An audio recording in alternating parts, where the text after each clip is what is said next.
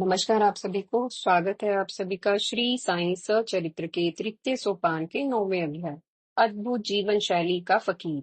साईं बाबा की दिनचर्या और जीवन शैली पर अब तक अनेक स्थानों पर प्रकाश पड़ चुका है, तथापि उनके जीवन के कुछ ऐसे प्रसंग जो इस विषय में विशेष प्रकाश डालते हैं और एक व्यवस्थित क्रम में जीवन शैली की चर्चा को हम इस अध्याय में पाठकों के लाभार्थ प्रस्तुत कर रहे हैं, जिससे मात्र जीवन शैली ही नहीं, बाबा के संपूर्ण व्यक्तित्व, जीवन चरित्र और दृष्टिकोण को भी विभिन्न पहलुओं से समझा जा सके। इस संदर्भ में सर्वप्रथम हेमाड पंत जी के ग्रंथ साईं सचरित्र में लेखन से पूर्व उनको असमर्था बोध और बाबा का आशीर्वाद प्राप्त होने की कथा प्रस्तुत है।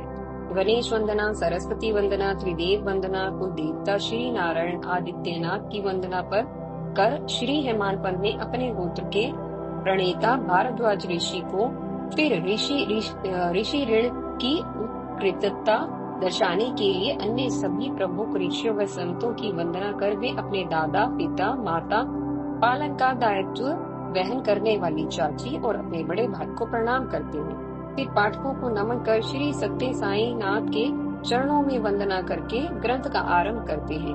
अपने ग्रंथ लेखन का उद्देश्य बताकर कार्यक्रम में अपनी असमर्था प्रकट करते हैं, जैसा कि भारतीयों की परिपाटी रही है, और एक बृहद और महत्तर कार्य करने से पूर्व असमर्था बोध होना सहज स्वाभाविक ही है।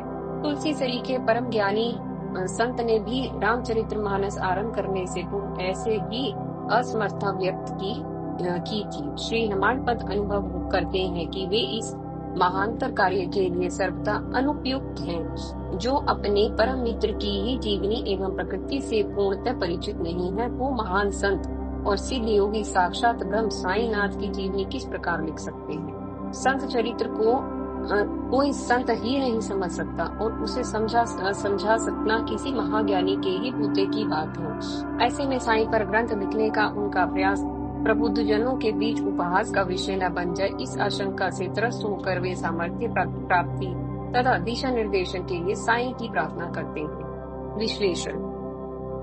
यहाँ एक स्वाभाविक प्रश्न उठ सकता है कि यदि कोई किसी बड़े कार्य को करने में स्वयं को असमर्थ ही पाता है तो वह कार्य करने की जरूरत ही क्या है।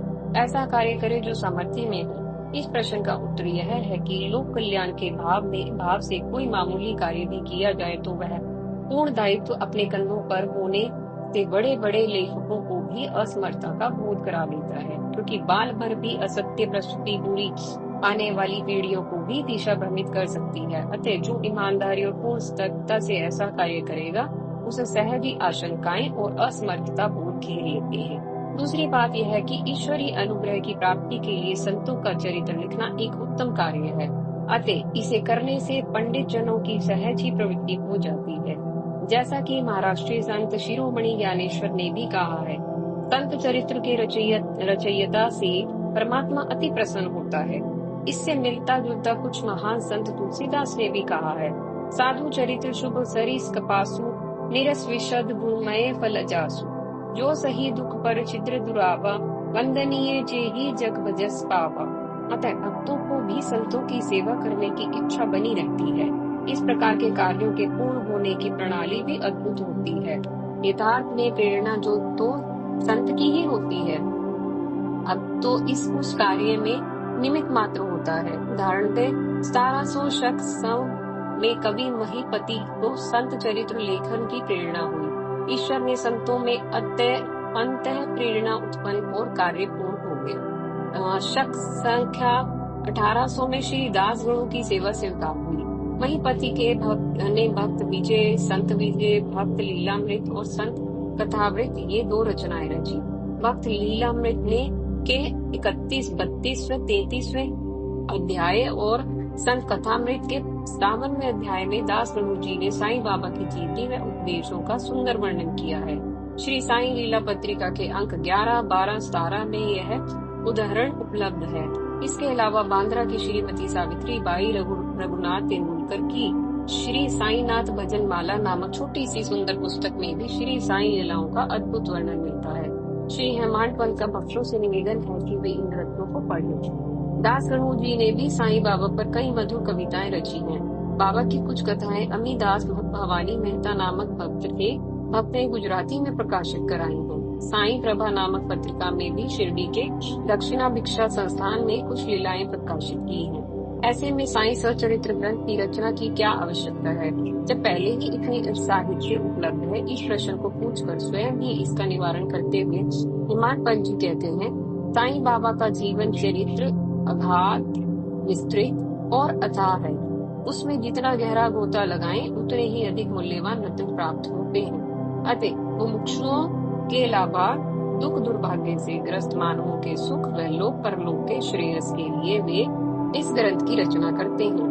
यदि श्री साईं बाबा के वैदिक शिक्षा के समान मनोरंजक और शिक्षाप्रद उपदेशों का श्रवण एवं मनन मनोयोग से किया जाए तो भक्तों को अपने मनोवांछित फल की प्राप्ति हो जाएगी। यह सोचकर ही मैंने साईं चरित्र कथाओं का संकलन प्रारंभ किया है।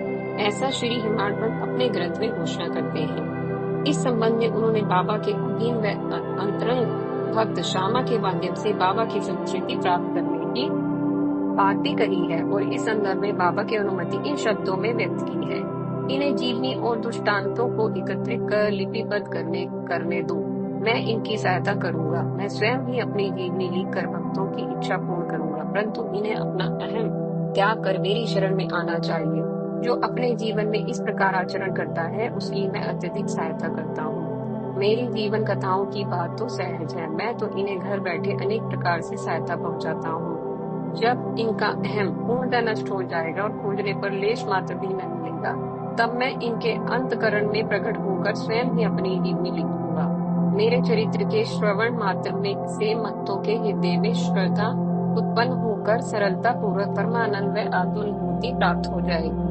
ग्रंथ में अपने मत का प्रतिपादन और दूसरों का खंडन व अन्य किसी विषय के पक्ष विपक्ष में व्यर्थ वाद विवाद की कुछ चेष्टा नहीं होनी चाहिए। ऐसा स्वयं साईं ने श्री हेमांड पंत को ग्रंथ लेखन की स्वीकृति देते हुए कहा था। यह सुनकर श्री हेमांड पंत हर्षित, निर्भय और आश्वस्त हो गए थे। फिर जैसा कि हेमांड पंत जी का कहना है, साईं बाबा ने श्यामा की ओर दृष्टि डालते हुए इस प्रकार कहा था कि जो प्रेम पूर्वक मेरे नाम का स्मरण करेगा उसकी मैं समस्त इच्छाएं पूर्ण कर दूंगा। उसकी भक्ति में उत्तरोत्तर वृद्धि होगी। जो मेरे चरित्र और कृत्यों का श्रद्धा पूर्वक गायन करेगा उसका मैं सदैव से आय रहूंगा। मुझे हृदय से चाहने वाले भक्त मेरी कथाएं सुनकर प्रसन्नता अनुभव करेंगे। मेरी लीलाओं का कीर्तन करने वाले परमानंद और चिर संतोष प्राप्त करेंगे। यह मेरा वैशिष्ट्य है। जो अनन्य भाव से मेरा शरणागत होता है, श्रद्धा पूर्वक मेरा पूजन स्मरण व ध्यान नित्य करता है, उसको मैं मुक्ति प्रदान करता हूँ। उसकी वासनाओं और ज्ञान को मैं नष्ट करके उसे पतन से बचा लेता हूँ। मात्र मेरे नाम के सतत उच्चारण से ही समस्त पाप नष्ट हो जाते हैं। विश्लेषण। जाहिर है उपरोक्त कृपा प्राप्ति के वर्णन से श्री हेमांड पंत के साईं सचरित्र का महत्व और बढ़ जाता है। इस ग्रंथ को पढ़ने से होने वाला प्रभाव साईं बाबा ही के है। जैसा कि अपने श्री मुख से उन्होंने स्वयं ही कहा है, वस्तुतः एक देवता दूसरे देवता से या जीव ब्रह्म से भिन्न नहीं है। यह हम भूमिका में ही भली प्रकार डिस्कस कर चुके हैं। अतः जो अरूप है वह स्वरूप है, जो अनाम है वह सर्वनाम है, जो विभु है वह सब में है। फिर वो साईं हो, बुद्ध हो, राम हो, कृष्ण हो, पीर हो, पैगंबर हो, संत हो या अन्य कुछ भी हो, किसी भी नाम का स्मरण उसी के रूप का ध्यान है। किसी का भी शरणागत होना उसी का शरणागत होना है। यदि हमें यह सत्य विविध है तो कोई अंतर नहीं पड़ता। हम अल्लाह पुकारे या ईश्वर, साईं पुकारे या राम, अतः साईं की उद्घोषणा ब्रह्म वाक्य ही है। साईं बाबा का यह कहना कि मैं स्वयं अपनी जीवनी लिखकर भक्तों की इच्छा पूर्ण करूंगा उचित ही है, क्योंकि हर जीव में जो आत्म तत्व है वह उसी परमात्मा का है। अतः श्री हेमांड पंत हो या कोई अन्य, सबके अंत में से ईश्वर यानी कि साईं स्वयं ही बोलते हैं। परंतु इस सत्य की प्रतीति तभी संभव है जब अपना अहम त्याग दिया जाए। मैं लिख रहा हूँ, यह भाव त्याग दिए जाए, क्योंकि अहम ही जीव और ब्रह्म में अंतर बसाने का कारण है। इसलिए साईं ने हेमांड पंत के सामने भी यही शर्त रखी, जैसा कि खुद उन्होंने स्वीकार किया है कि इसके लिए अपना अहम छोड़कर उन्हें मेरी शरण में आना पड़ेगा। यो तो मूल कारण निमित्त कारण से भिन्न होता है। अतः श्री हेमांड पंत निमित्त मात्र है। तथापि तुलसीकृत रामायण की भांति जिसका एक एक शब्द स्वयं में सिद्ध मंत्र और ईश्वरीय वचनामृत बन जाए, इसके लिए निमित्त कारण को भी अपना अहम तो हटाना ही पड़ेगा। तभी कृति सर्वांगीण व समग्र रूप से सटीक, सार्थक, कल्याणप्रद, ज्ञान है वह आनंद प्रदान करने वाली तथा पढ़ने वालों का उद्धार करने वाली बन सकती है, अन्यथा नहीं। अपने ग्रंथ में आगे श्री हिमांशु बताते हैं कि मेरा अहम नष्ट हो गया, तब मैंने ग्रंथ रचा। जैसा कि साईं सच्चरित्र के तृतीय अध्याय में पृष्ठ 13 पर अपनी स्वीकृति इस प्रकार मिलती है। भगवान अपने भक्तों को विभिन्न सत्कर्मों की प्रेरणा देते हैं। मुझे उन्होंने साईं सच्चरित्र लिखने की प्रेरणा दी। किसी भी विद्या का पूर्ण ज्ञान न होने से मैं इसके सर्थ अयोग्य था। फिर साईं के चरित्र वर्णन की सामर्थ्य किसमें है? उनकी कृपा से ही यह कार्य संपूर्ण हो सकता था। अतः मैंने जब लेखन आरंभ किया तब बाबा ने मेरा अहम नष्ट कर दिया और उन्होंने स्वयं अपना चरित्र रचा। अतः इस चरित्र का श्रेय उन्हीं को है, मुझे नहीं। जन्म से ब्राह्मण होते हुए भी मैं चक्षु विहीन था, तथापि श्री हरि कृपा से क्या संभव नहीं हो सकता। मूक भी वाचाल हो जाता है, पंगु भी पहाड़ पर चढ़ जाता है। अपनी इच्छा अनुसार कार्य पूर्ण करने की युक्ति वही जाने। इस स्वीकारोक्ति से उनके ग्रंथ का गौरव और भी बढ़ जाता है और वे विनम्र शिष्ट जनों की श्रेणी में खड़े होकर पाठकों की पूर्ण सहानुभूति व प्रेम हासिल कर लेते हैं। किंतु क्या वास्तव में वे ग्रंथ लेखन के समय अहम रहित हो गए थे, अथवा यह एक भक्त मन की भावना और लेखक की साहित्यिक शिष्टता का प्रस्तुतिकरण है? कहने और होने में बहुत अंतर है।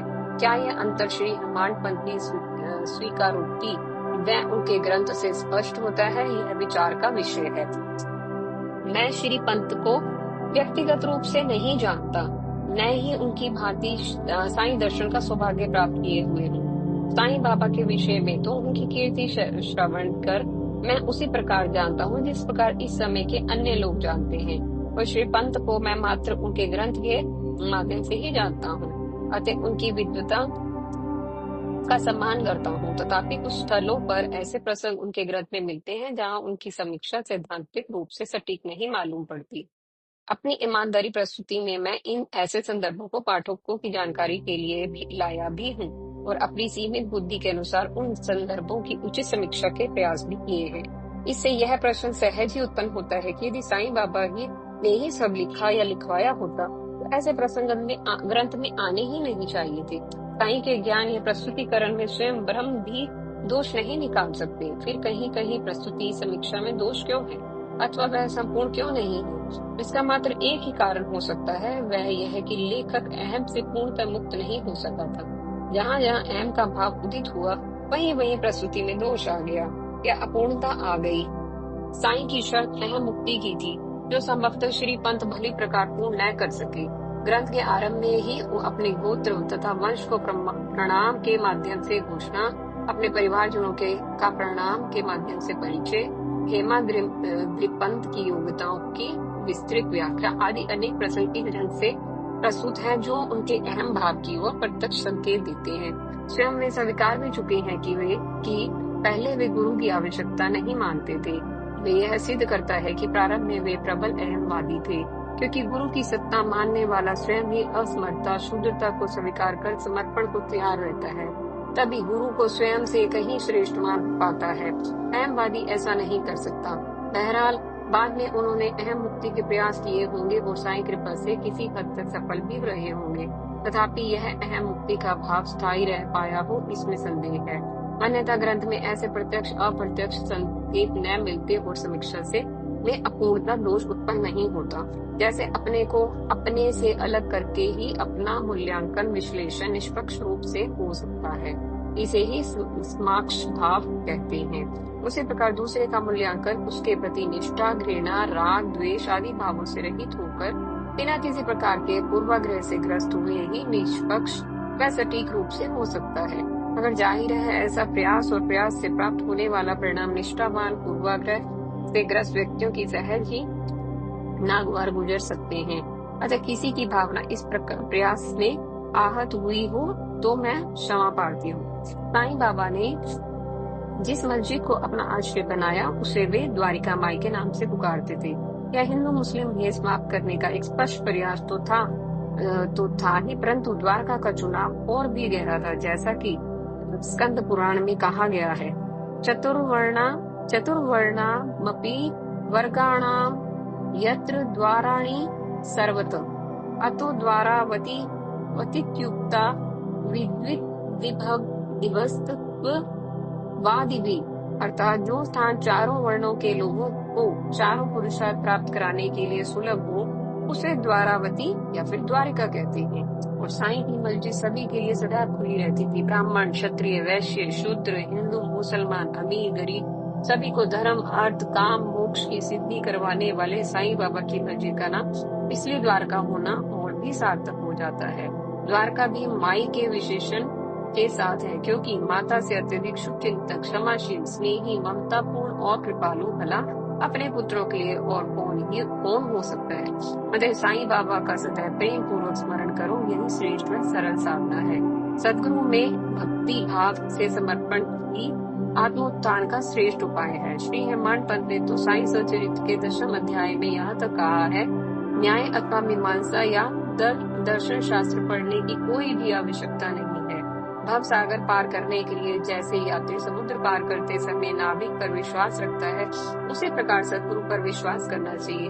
अन्य सभी देवी देवता तो भ्रमित करने वाले हैं, केवल गुरु ही ईश्वर है। अतः अनन्य भाव से उसी की सेवा करें तो भव सागर को निश्चित ही पार कर पाएंगे। श्री साईं बाबा ने जब ग्रंथ लेखन के लिए हेमाड पंत जी को सहमति दी थी, तब अहम मुक्ति की स्थिति में स्वयं अपनी जीवनी लिखने की बात कहने के साथ साथ यह स्पष्ट निर्देश दिया था कि ग्रंथ में अपने मत का प्रतिपादन और दूसरों का खंडन व अन्य किसी विषय के पक्ष या विपक्ष में व्यर्थ के वाद विवाद की कुचेष्टा नहीं होनी चाहिए। परंतु न तो वे पूर्ण अहम ही हो पाए, न ही उन्होंने बाबा के निर्देश को ध्यान में रखा। 10वें भाग के प्रारंभ में ही अन्य देवी देवताओं पर भ्रमित करने वाले होने का आरोप लगाना इसका खुला ऐलान है और मुझे कहते हुए संकोच होता है किंतु यह उनकी स्मृत दृष्टि के अभाव का ही स्पष्ट संकेत है और यह विवेचना करने योग्य है। एक देवी देवता को दूसरे से भिन्न समझना या देवी देवता को ईश्वर से भिन्न समझना ही स्वयं में बड़ा भारी भ्रम है।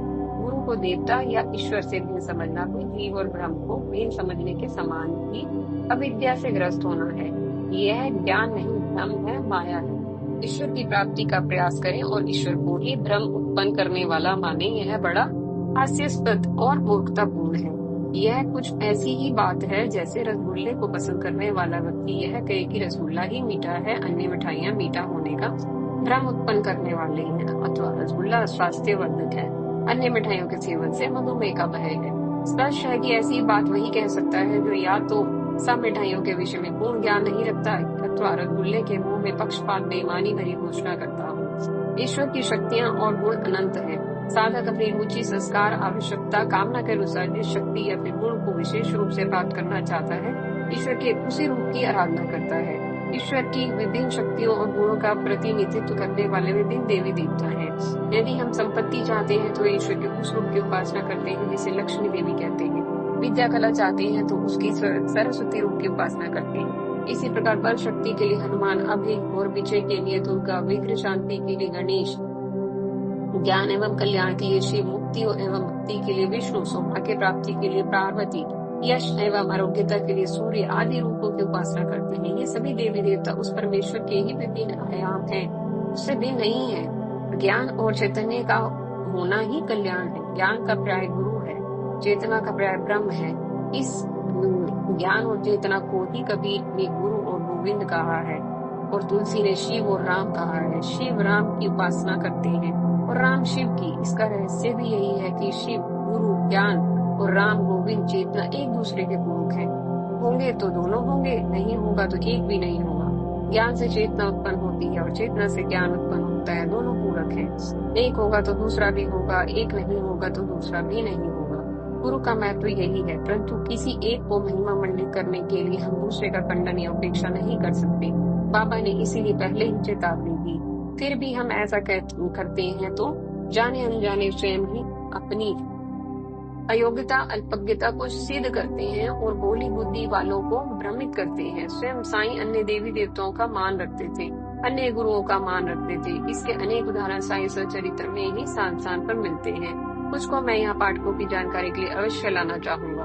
रोहिला नामक एक तगड़ा आदमी बाबा के प्रेम से के वशीभूत होकर शिरडी में रहने लगा था। वह आठों प्रहर अपनी उच्च व कर्कश आवाज में अल्लाहू अकबर के नारे लगाता और कुरान शरीफ की आयतें पढ़ता था, जिससे शिरडी वासियों को सोने आराम करने में बहुत असुविधा होती थी। जब इस विषय में साईं से शिकायत की गई तो उन्होंने कहा, रोहिला की पत्नी बुरे स्वभाव की है। वह रोहिला को तथा मुझे अधिक कष्ट पहुंचाती है, परंतु उसके कलमों के समय वह उपस्थित होने से में असमर्थ है। अतः रोहिला कलमे पढ़कर सुख व शांति से रह पाता है। इसलिए आप लोग इस विषय पर ध्यान न दें, उसे अपना काम करने दें। वास्तव में रोहिला की कोई पत्नी नहीं थी।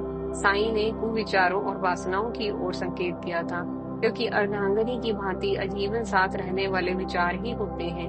वही मनन सत्संग जाप से परेशान नहीं करते, क्योंकि वश में आने लगते हैं। साईं बाबा स्वयं अल्लाह को स्मरण करते रहने के बाद भी भजन व ईश्वर चिंतन में रुचि लेते थे और भक्तों में से भी कीर्तन सप्ताह कराते थे। ऐसा स्वयं ही श्री हेमाडपंत जी ने स्वीकार किया है। उनके अनुसार एक बार दास गणु जी ने बाबा द्वारा कीर्तन का आदेश प्राप्त होने पर कहा कि मैं तैयार हूँ, किंतु यह आश्वासन भी दीजिए कि विठल यानी कि विष्णु कृष्ण अवश्य प्रकट होंगे। साईं ने आश्वासन दिया। बाद में कीर्तन सप्ताह समाप्त होने पर काका साहेब दीक्षित को ध्यान में विठल के दर्शन हुए और एक चित्र बेचने वाला उन्हें विठल का वैसा ही चित्र दे गया जैसा रूप उन्होंने ध्यान में देखा था। जब उन्होंने यह साईं को बताना चाहा तो साईं ने उनसे पहले ही कह दिया, क्यों विठल आए थे ना, वे बहुत चंचल हैं, उनको दृढ़ता से पकड़ लो, जरा भी असावधानी हुई तो वे बचकर निकल जाएंगे। स्पष्ट है कि विठल को कहीं बाहर से नहीं आना होता। प्रेम और भक्ति के सागर में तन में होकर जब भक्त स्वयं अपने अंत में गोता लगाता है, तब उनको वहां देख पाता है।